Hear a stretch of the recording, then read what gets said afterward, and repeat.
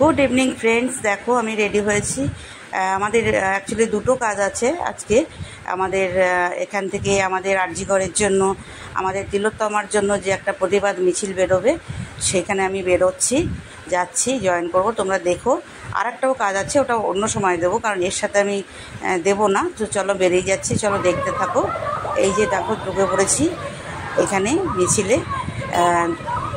প্রচুর মানুষ হয়েছিল। তো দেখো আমি এখানে কিছুটা অনেকটাই গেছি প্রতিবাদ করতে করতে।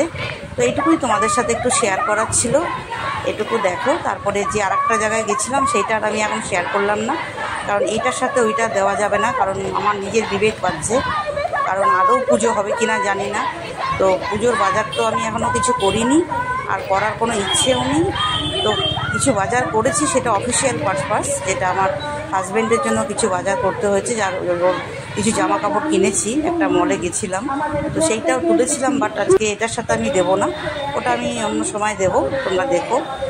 তো চলো, এই যে আমি দেখতে পাচ্ছ তোমরা, আমি একদম সামনের সারিতেই রয়েছি।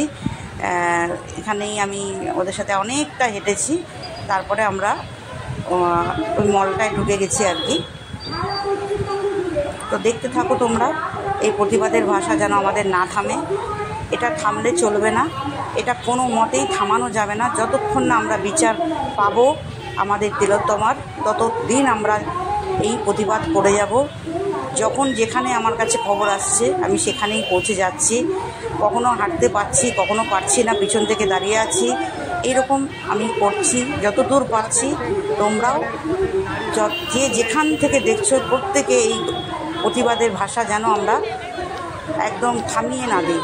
এর যতক্ষণ না একটা হিললে হবে, ততক্ষণ আমরা এই প্রতিবাদ চালিয়ে যাব। এটা আমাদের কঠিন সিদ্ধান্ত, তাই তো? এটা আমাদের কঠিন সিদ্ধান্ত। এরপর আর নয়, অনেক হয়েছে, আর নয়। তোমরা দেখতে থাকো, চলো বন্ধুরা, চলো।